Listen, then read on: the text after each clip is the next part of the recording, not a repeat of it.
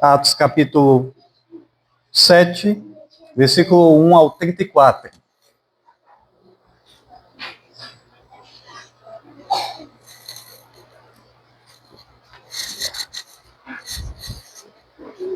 Todos encontraram?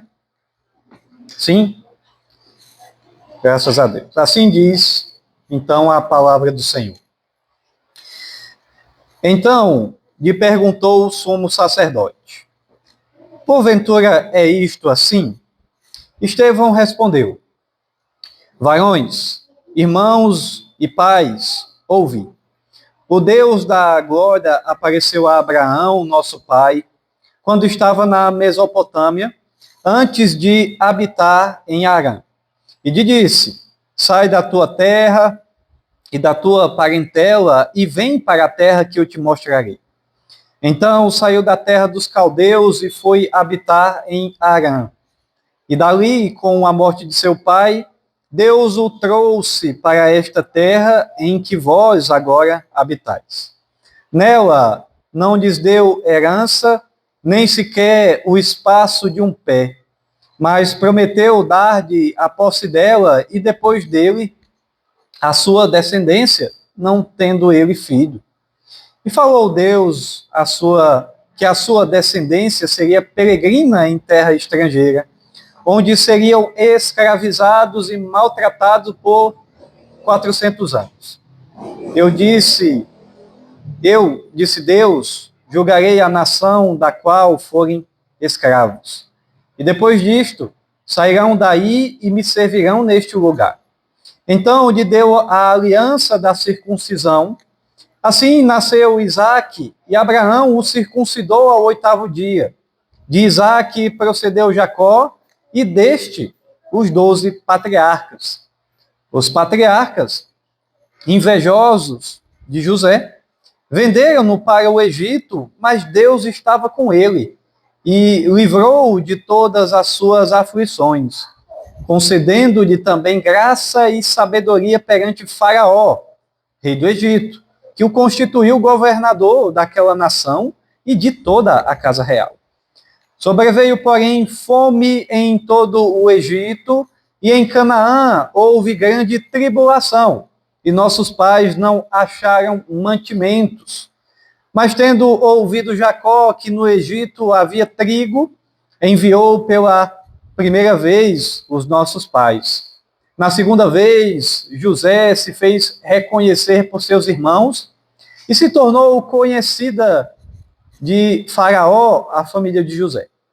Então José mandou chamar a Jacó, seu pai, e toda a sua parentela, isto é, 75 pessoas.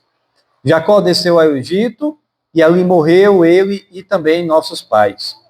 E foram transportados para Siquém e postos no sepulcro que Abraão ali comprara a dinheiro aos filhos de Amor. Como, porém, se aproximasse o tempo da promessa que Deus jurou a Abraão, o povo cresceu e se multiplicou no Egito, até que se levantou ali outro rei que não conhecia a José.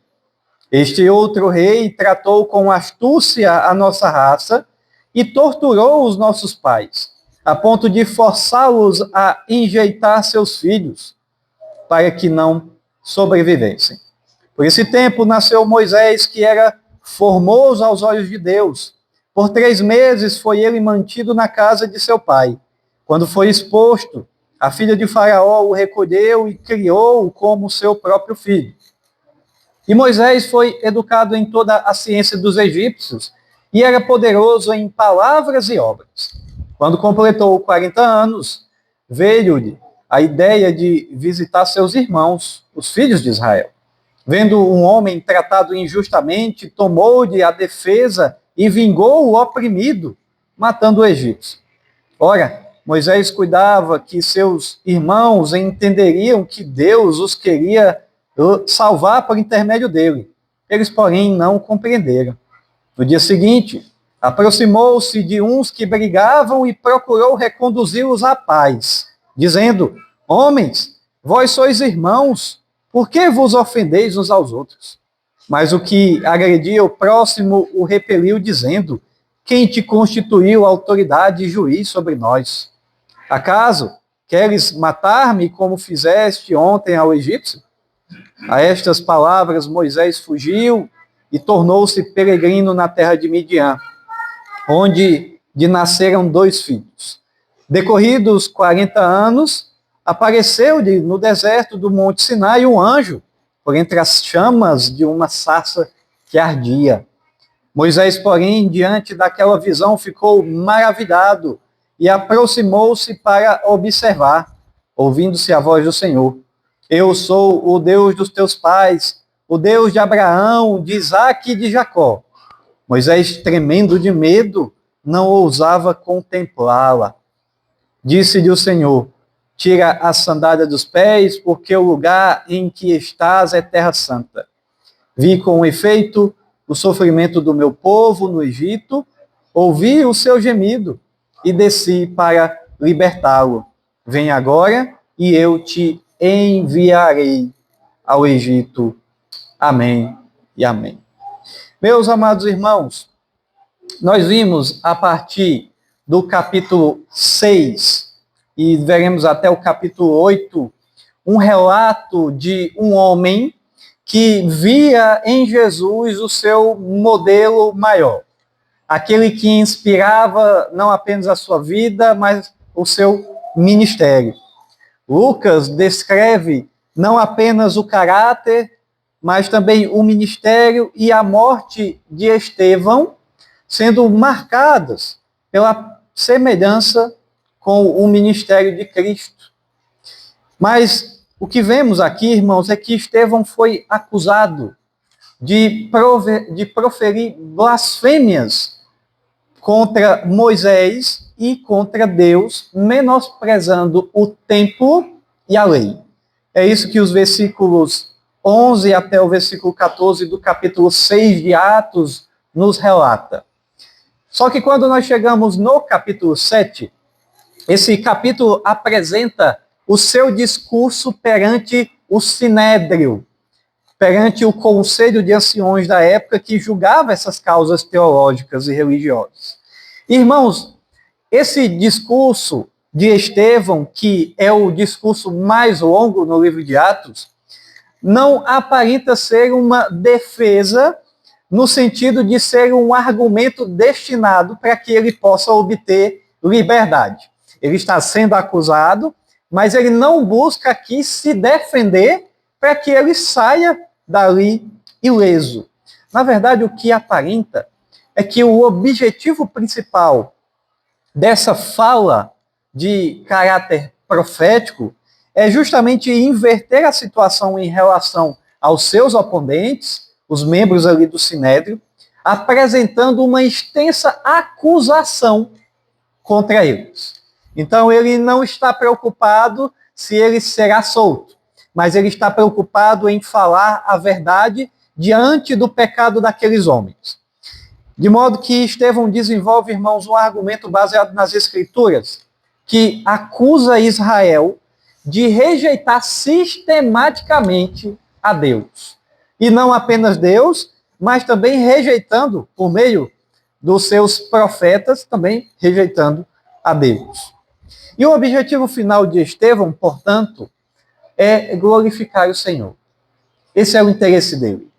Ele quer apontar o grande erro que aqueles homens estão cometendo ali, que já vem cometendo desde os patriarcas, e confrontar a consciência deles que estão negando o próprio Cristo, as suas palavras e as suas obras.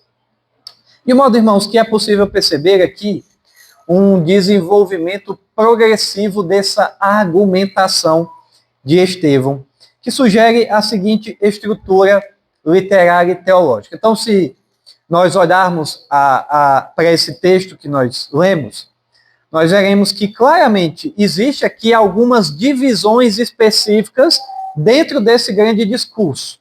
Nós vemos dos versículos 2, ou do versículo 1 até o versículo 8, nós vemos Estevão destacando as promessas que Deus fez a Abraão. Depois nós vemos numa segunda divisão, dos versículos 9 ao 16, nós vemos que ele levanta aqui a figura de José, sendo agraciado com sabedoria para a salvação do povo, ali livrando o povo da fome que abateu ali aquela terra. Nós vemos uma terceira divisão, agora com Moisés sendo esse personagem, onde Moisés é agraciado com poder para que o povo de Israel fosse liberto do jugo do Egito, justamente para que eles pudessem habitar com o Senhor. E por fim nós vemos mais uma sessão, só que desta feita a partir dos versículos 39 a 43 e dos versículos 48 ao 53, onde nós vemos mesmo Deus levantando e conduzindo todos esses homens, Deus é rejeitado pelo povo.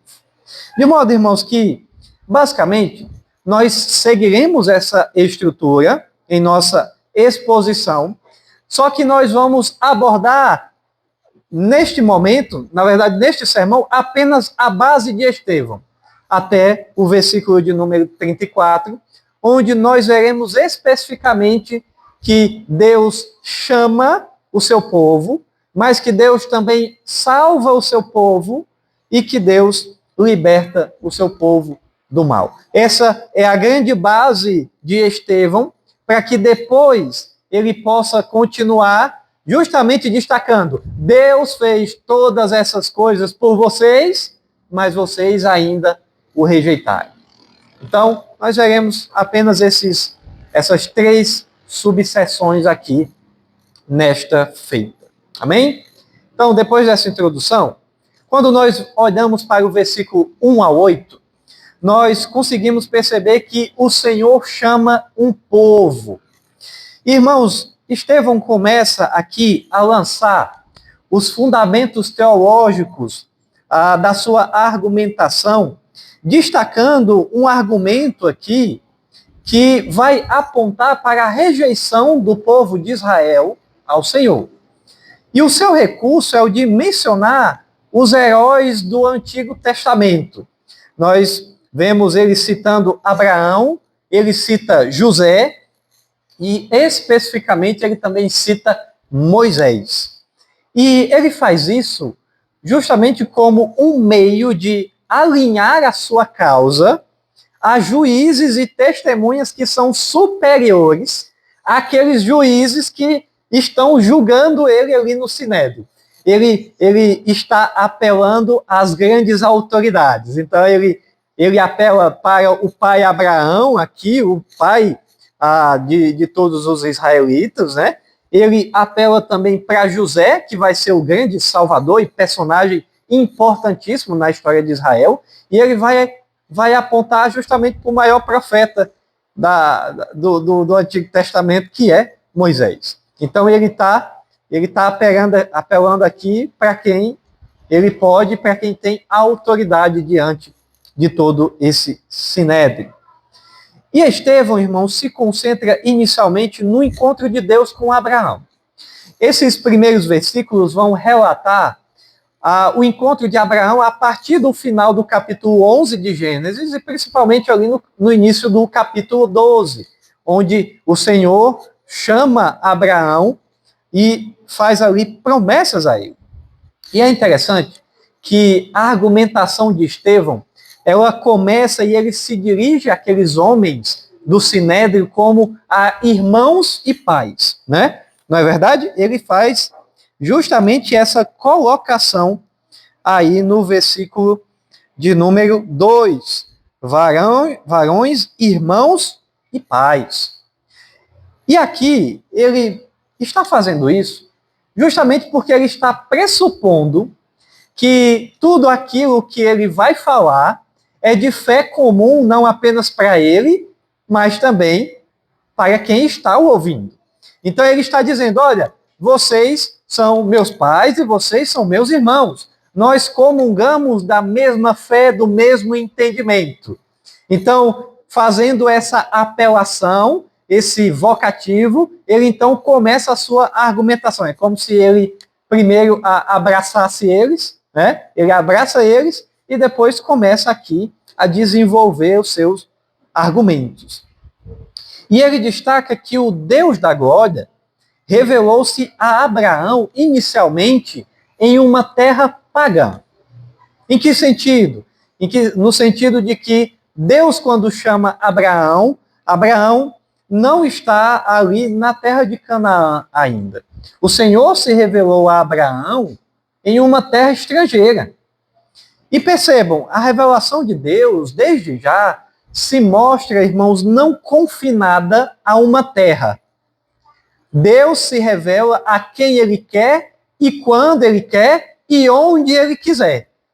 A revelação de Deus não está restrita à terra de Israel, de Canaã. Até porque ali o povo de Israel ainda não habitava em Canaã. Ele já está fazendo questão de destacar isso. Olha, o Senhor se revelou a Abraão, ele não estava na terra prometida. Ele não estava no templo, como acontece lá no tabernáculo e mais tarde no templo em Israel. E o discurso de Estevão está apontando para o fato que a glória de Deus é expressada pelo seu chamado. A glória de Deus é expressada pela sua palavra. E o foco aqui desses versículos 2 até o versículo 8 é bem claro. Ele primeiro apresenta aqui, no versículo 2, que Deus aparece para Abraão, e aqui tem um conjunto de verbos. Então, no versículo 2, ele aparece. No versículo 3, ele fala. No versículo 4, ele envia Abraão. No versículo 5, ele faz uma promessa a Abraão. No versículo 6, ele fala de novo, ressaltando essa promessa que ele fez no versículo anterior. E no versículo 8, ele dá uma aliança, ele dá um sinal ou um selo da aliança, que aqui é refletida por meio da circuncisão. É justamente para garantir a promessa. E nós vemos que a fé de Abraão é refletida não em palavras, mas nós vemos que Abraão simplesmente obedece. Abraão, em nenhum momento ainda, ele diz assim: ah, Senhor, eu reconheço que o Senhor é o Senhor da aliança e que eu vou obedecê-lo. Não. A fé de Abraão é refletida pelos seus atos. Então, Deus diz: sai e vai para onde eu vou te guiar. E Abraão simplesmente sai e vai para onde o Senhor o guiou. E esse paralelo é muito importante para nós, porque de modo semelhante ou parecido a esse, os cristãos também são chamados a um estilo de vida que é peregrino. Assim como Deus chamou Abraão e disse: Abraão, você não vai mais viver onde você está. Você vai viver de uma forma diferente e você vai ser conduzido a uma terra que você ainda não conhece, mas que você sabe que existe, porque eu estou te prometendo. Ou seja, ele tinha uma herança, ou melhor, ele tinha a promessa de uma herança. E o crente tem uma promessa de uma herança celestial. Assim como Deus prometeu a Abraão uma terra, os crentes também recebem a promessa de que receberão uma terra. Só que a nossa promessa ela é muito mais superior, porque a nossa terra é uma terra celestial. E nós queremos também que Abraão vai contemplar dessa terra.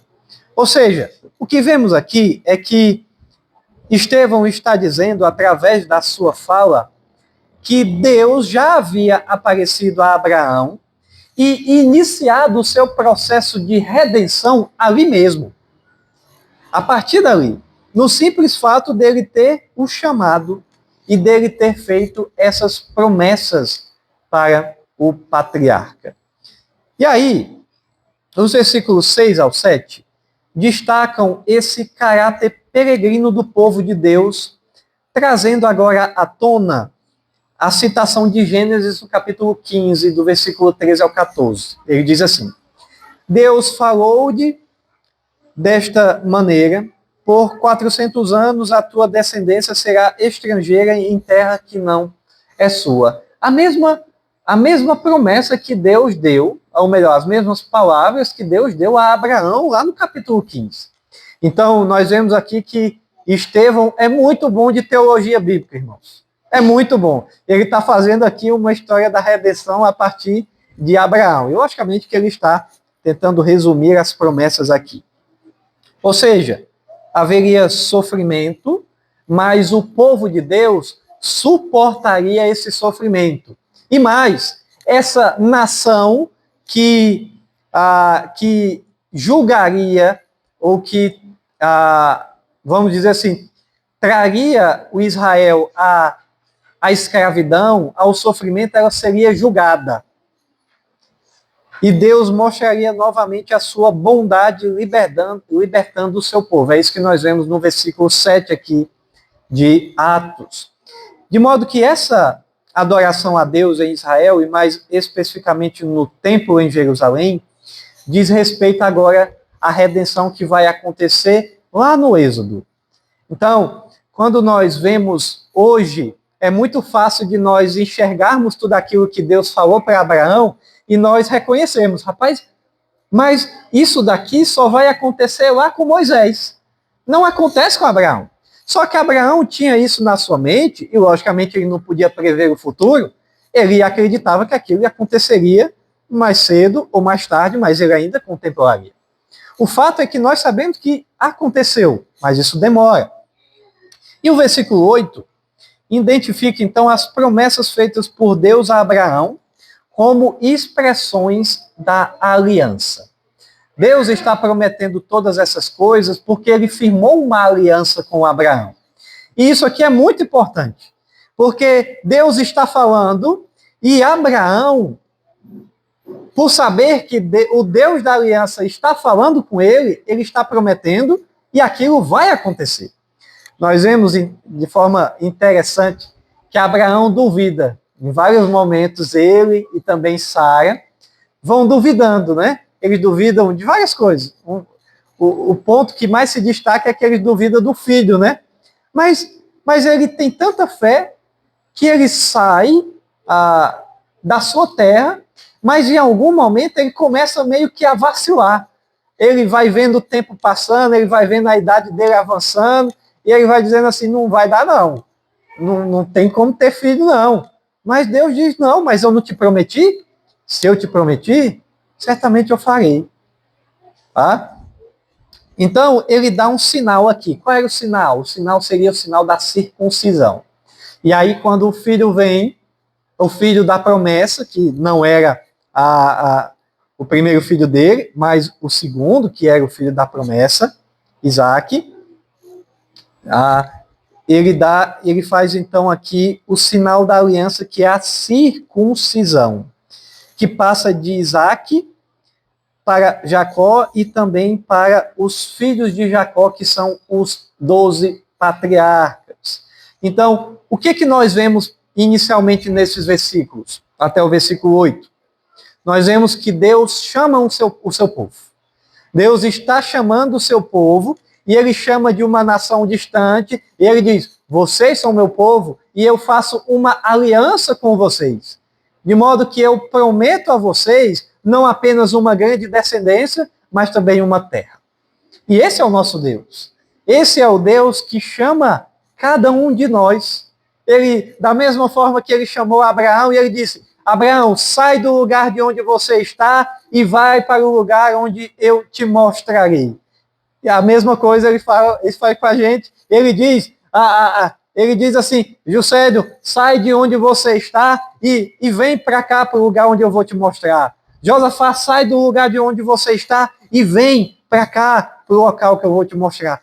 Por quê? Pois nós antes estávamos em um local de destruição, de maldade, de pecado, e aí ele nos direciona para o seu reino. Ele nos move para um modo de viver diferente, e ele chama o seu povo. Ele faz isso com cada um de nós. Ele nos tira de onde nós estávamos, nos ressuscita, ele nos dá vida, e agora ele nos move para um local muito melhor. Então, esses versículos primeiros estão falando disso. Deus chama o seu povo. E aí, a partir do versículo 9 até o versículo de número 16, nós vemos que Deus não apenas chama o seu povo, mas Deus salva o seu povo.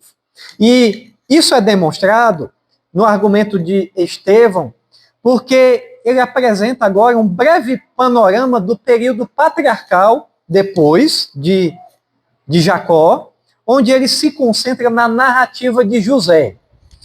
De modo que a rejeição de José pelos seus irmãos é apresentada como o contexto para o seu livramento e para a sua ascensão ao poder, ali especificamente como governador do Egito. Ou seja, o livramento de José por Deus é então revelado como um meio que o Senhor usou para que Israel fosse salvo.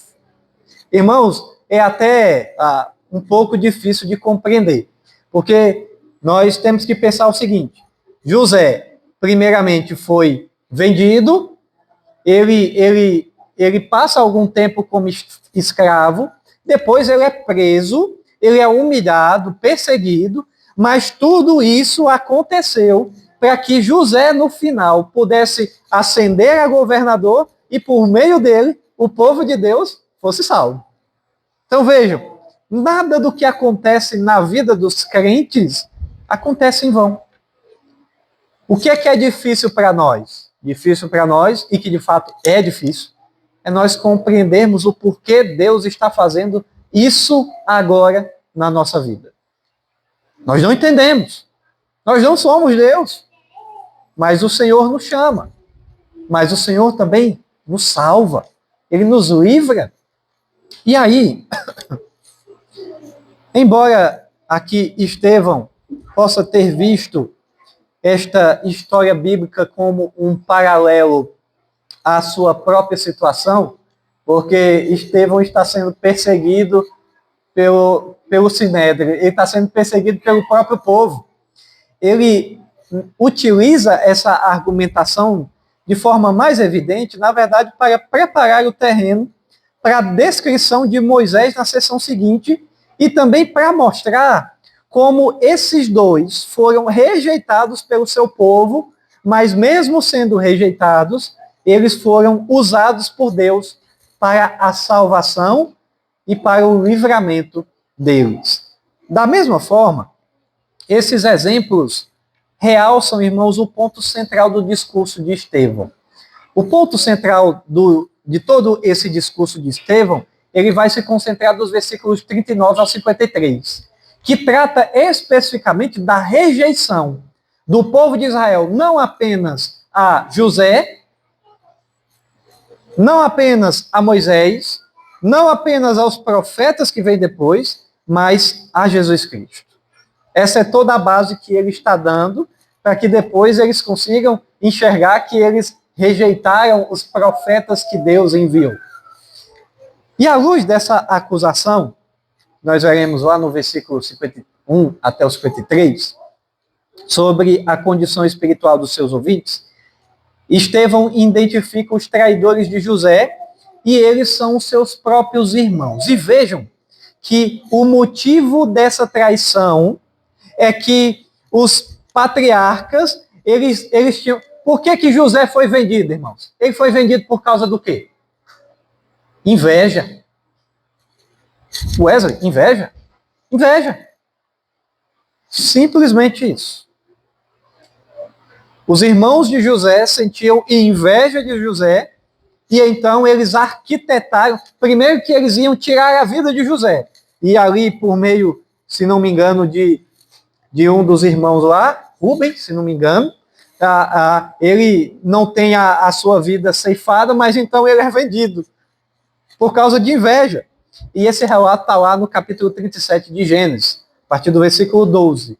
Irmãos, isso aqui não pode nos impressionar, não.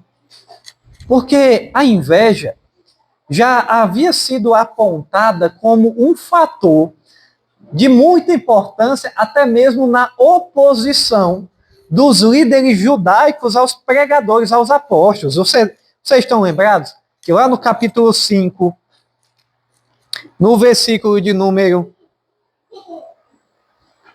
17, versículo 17, olha o que é que diz assim: levando-se, porém, o sumo sacerdote, na verdade, levantando-se, porém, o sumo sacerdote e todos os que estavam com ele, isto é, a seita dos fariseus, tomaram-se de inveja. Por quê? Porque eles viam os apóstolos pregando o evangelho e juntando uma grande multidão, lembrem lá, de 120 para 3.000, para 5.000, era muita gente, irmãos. E aí eles foram tomados de inveja. Uau! Olha só o que esse pecado, o que a inveja pode causar em uma sociedade, na vida de um homem. E Estevão destaca, então, o seu efeito destrutivo desde o início da história do povo de Deus.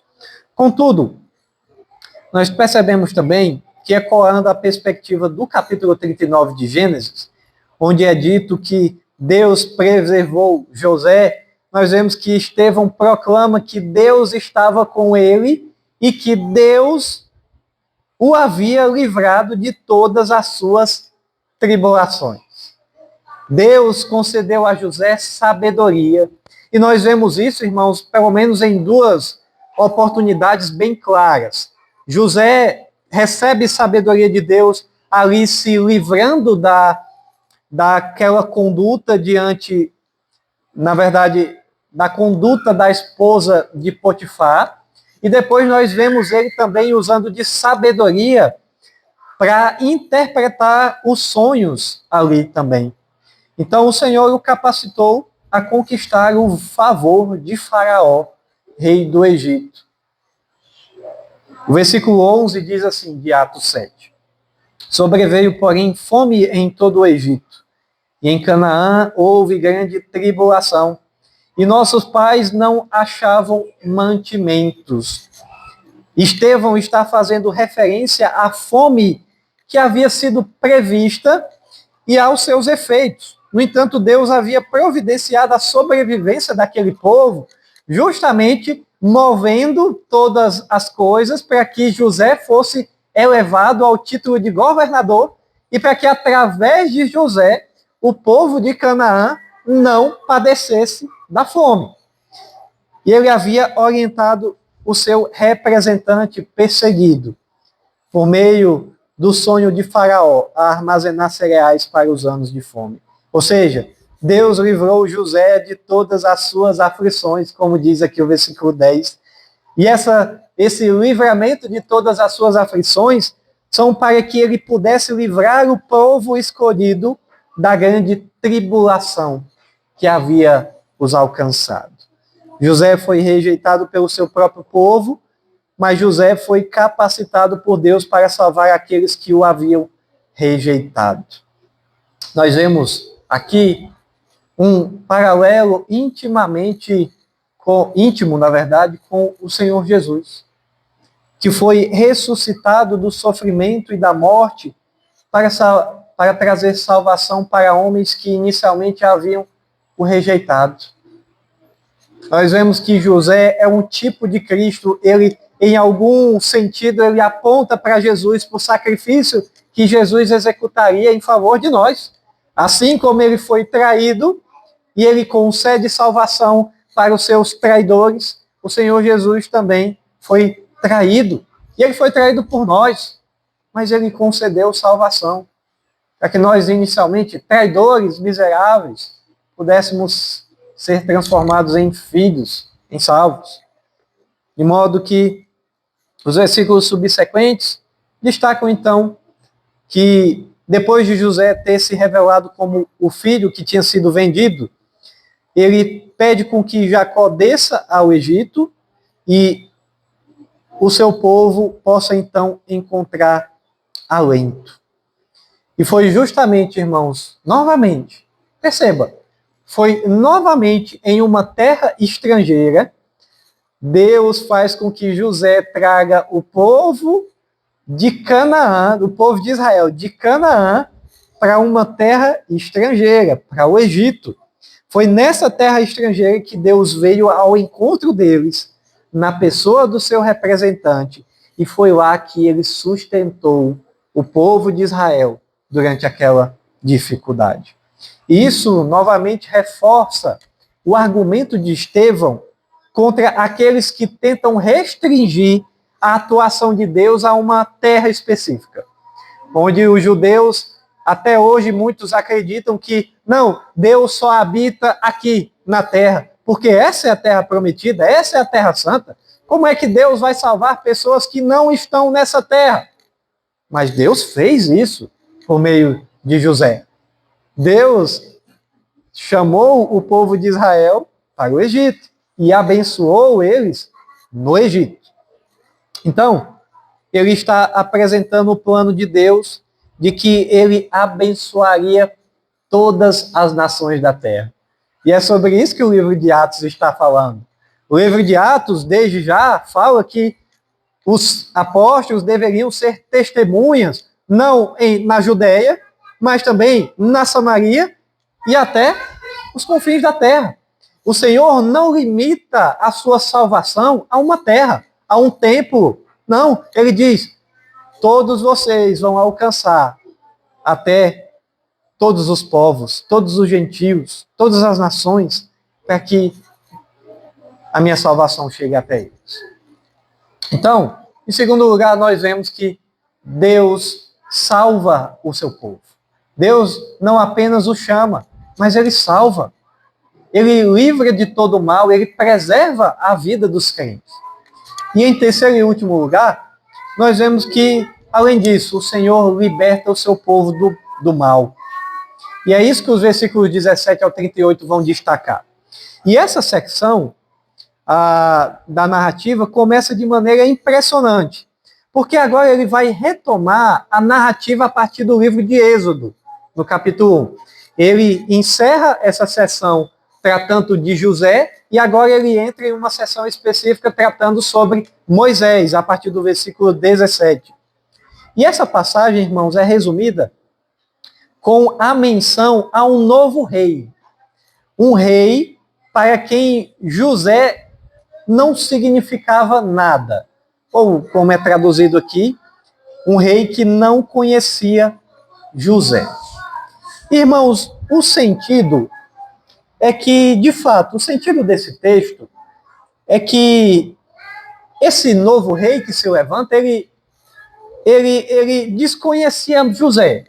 Mas, irmãos, vejam, que rei é esse que está sendo elevado ao poder e ele não tem noção de que José, o governador judeu, hebreu, foi o responsável por salvar e livrar o povo do Egito e também a sua nação? Como é que ele não sabia disso? Quanto tempo passou? Então, assim, o que aparenta, na verdade, é que esse rei que assumiu o poder no Egito e que oprimiu o povo, na verdade, ele fez tudo isso não porque ele não conhecesse José, é simplesmente porque ele decidiu não conhecer José. Ele simplesmente fecha os seus olhos diante do grande número dos israelitas que iam se aumentando no Egito. Então ele decide então ignorar tudo aquilo que aconteceu e ele decide tomar uma atitude para que o povo de Israel não tomasse o Egito na cabeça dele, né? Então eu vou fazer aqui uma estratégia para que eles parem de crescer, porque senão eles vão virar uma grande nação e quem sabe eles podem tomar as nossas terras. E naquele momento crítico, nós vemos que Moisés nasce. Nós vemos que o rei força as mães a abandonar os seus bebês recém-nascidos e Moisés nasce. Só que Moisés é uma criança diferente. O texto aqui diz que ele era formoso aos olhos de Deus. Será que esse formoso é porque ele era uma criança muito bonita? Talvez. Mas a questão de ser formoso aqui tem muito mais a ver no sentido de que ele encontrou favor diante de Deus. Ou seja, ele foi abençoado. Deus decidiu usar Moisés de forma especial. Isso pode estar relacionado à aparência, mas provavelmente tem relação a um propósito especial, tá? Então, ele encontrou favor, ele foi abençoado e Deus vai o usar para um propósito específico. E nós fomos informados, então, de como a filha de Faraó o acolheu e o criou como seu filho. Irmãos, olha, o livro de Atos ele é cheio de ironias, não é verdade? Né? Vocês lembram lá dos saduceus que prenderam os apóstolos lá? E aí os saduceus eles não acreditam em anjos. Mas quem foi que libertou os apóstolos? Foi um anjo, irmãos. Foi um anjo. Olha a ironia. Aqui, uma ironia também vai acontecer. Por quê? Porque o mesmo menino que estava sendo escondido dos egípcios para não perder a vida, é o mesmo que vai crescer no meio deles. Olha só, o menino que era para perder a sua vida, na verdade está crescendo no meio deles. Ele está sendo criado e educado na sua cultura e no seu conhecimento. Ou seja, ele também encontrou favor diante do Senhor. E nós vemos o seu papel singular, irmãos, como um profeta do Senhor, no versículo 22, que diz que ele era poderoso em palavras e obras. E essa última expressão, de fato, ela não vai constar lá no Êxodo, tá? No livro de Êxodo. Mas ela reflete perfeitamente o ministério de Moisés sendo revelado no decorrer da história da redenção. Então, não dá para acusar Estevão de estar acrescentando, não, viu? Não dá, não. Até porque Moisés vai fazer diversos sinais, diversos milagres ali. Então, ele está completando uma descrição do próprio Moisés. E nós vemos que Moisés revelou a lei a Israel de forma fundamental e, capacitado por Deus, tornou-se o libertador do povo escolhido da escravidão no Egito. Ou seja, em ambos os aspectos, nós vemos que o Senhor revela Moisés como libertador e ele é claramente um tipo de Cristo também. Ele aponta para Jesus, não apenas por meio das suas palavras, onde ele revela a lei de Deus, os mandamentos do Senhor, mas também realizando diversos milagres, ele está apontando para um profeta que ele próprio diz que viria depois e que tomaria o seu lugar, e que nós vemos isso de forma bem clara no livro de Hebreus. Que esse Jesus é o profeta que é muito maior do que Moisés.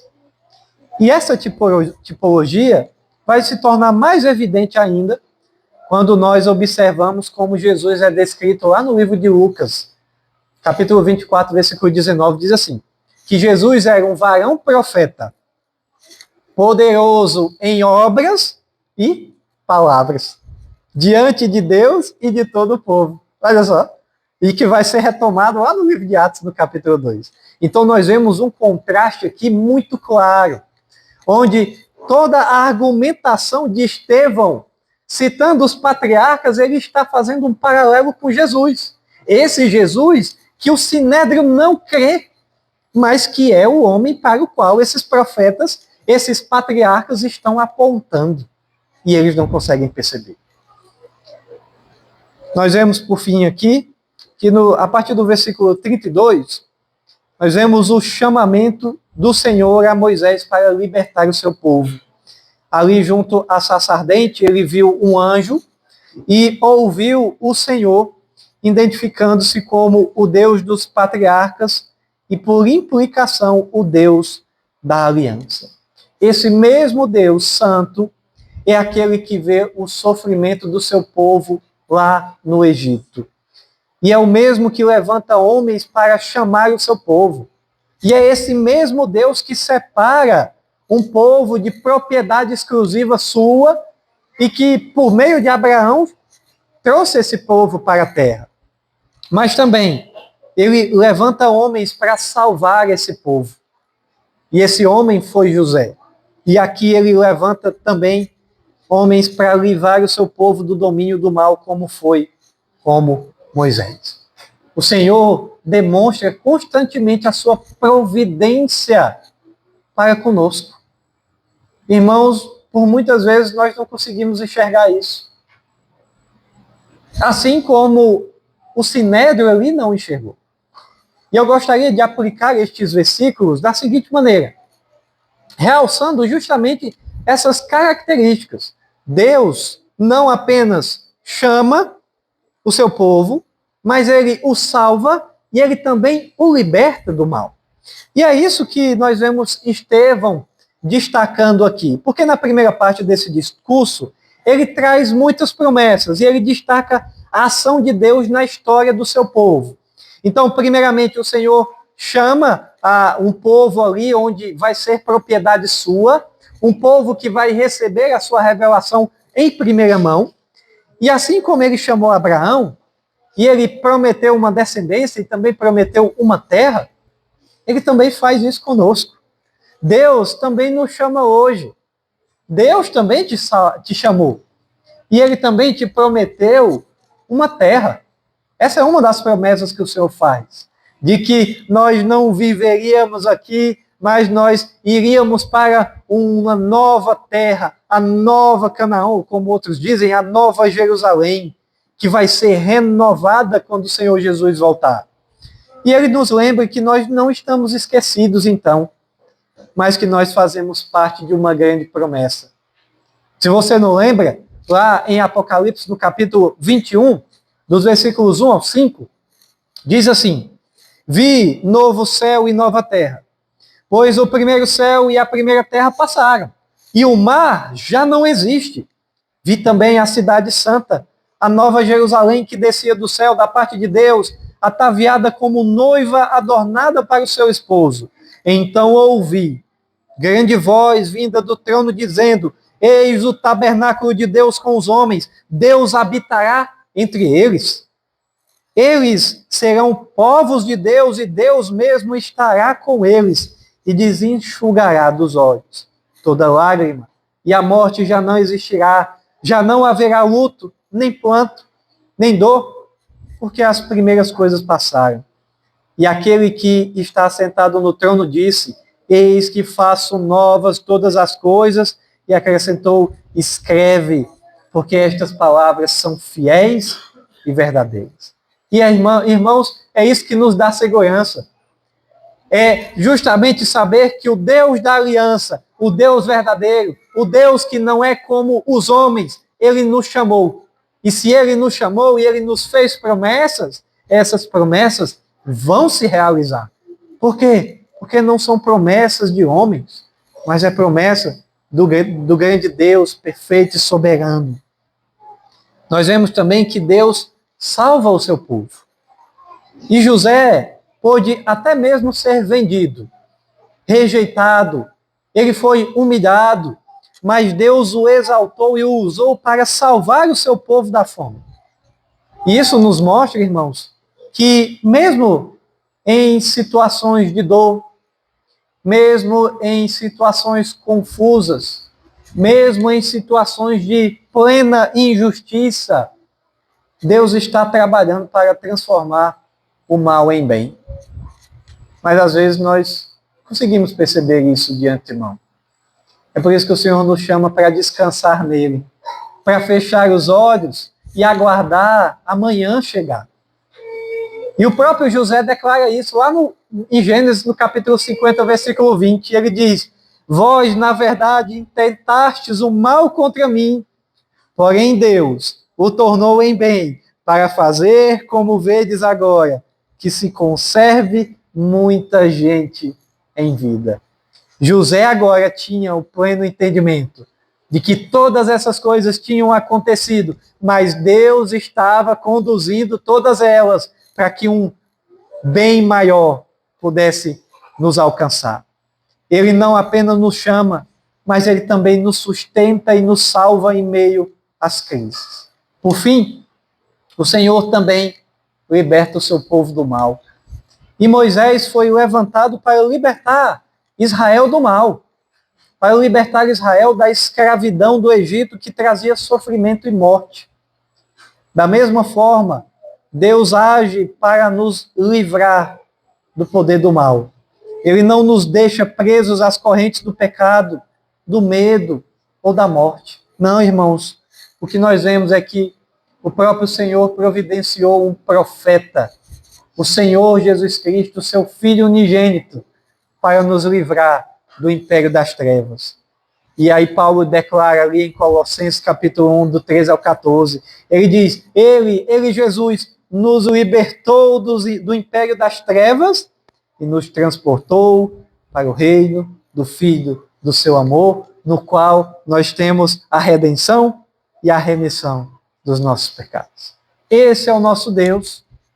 Irmãos, esse fundamento aqui é muito importante, porque no decorrer da argumentação de Estevão, Estevão vai declarar, olha, esse é o Deus, esse é o nosso Senhor que nos chamou, que nos salvou, que nos libertou. É esse Deus, mas é esse mesmo Deus que diante da rejeição de vocês, primeiramente lá de José, e depois de Moisés, e depois dos profetas, e depois de Jesus, é o mesmo Deus que vocês rejeitaram.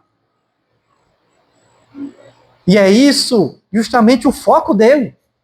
Jesus foi rejeitado por vocês. E é por isso que vocês não reconhecem até hoje o domínio dele. Esse é o grande foco de Estevão em toda essa argumentação. Irmãos, isso para nós tem que ficar muito claro. Esse é o nosso Deus. Esse é o nosso Senhor, que preserva o seu povo independente de qualquer situação. E o livro de Atos, irmãos, ele claramente demonstra isso. Perseguição e mais e mais. E nós não vemos a igreja se acabando. Nós vemos, como veremos a partir do capítulo 8, que um homem perde a sua vida aqui por causa dessa pregação. E é justamente este que está discursando aqui. Estevão é considerado o primeiro mártir da igreja. E não é à toa. Mas tudo o que ele fez continua aqui sendo destacado, que não aconteceu em vão. O Senhor se valeu do ministério de Estevão para que o seu nome fosse proclamado por toda a terra. E é por isso, irmãos, que nós podemos confiar no Senhor. Mesmo diante de qualquer dificuldade que você tenha. Procure descansar nele. Enxergue no Senhor justamente aquele que pode receber os seus fardos, mesmo que estejam muito pesados, mas ele pode suportá-los. E ele nos chama para isso. Que você tenha isso em mente no seu coração, de que o Senhor não apenas te chama, mas ele te salva e também liberta de todo mal. Possamos ter isso no nosso coração, para que honremos o seu nome. Amém? Feche seus olhos, vamos orar. Senhor nosso Deus, acabamos de ler, Pai, a tua palavra. Meditamos, Pai, diante desta tamanha verdade, da tua bondade em favor do teu povo. O Senhor não nos abandona. O Senhor não esquece de nós. Quando o teu povo estava lá no Egito, o Senhor escutou o seu clamor e os libertou. O Senhor enviou Moisés para que muitos milagres ali pudessem ser feitos. O Senhor conduziu aquele povo no deserto. O Senhor trouxe-os. O Senhor conduziu todas as coisas. Mais tarde, nós vemos o Senhor Jesus Cristo sendo enviado pelo Senhor novamente para livrar o seu povo desta feita do império das trevas. E o Senhor nos conduziu pela tua mão. E pedimos, Pai, que isso esteja no nosso coração.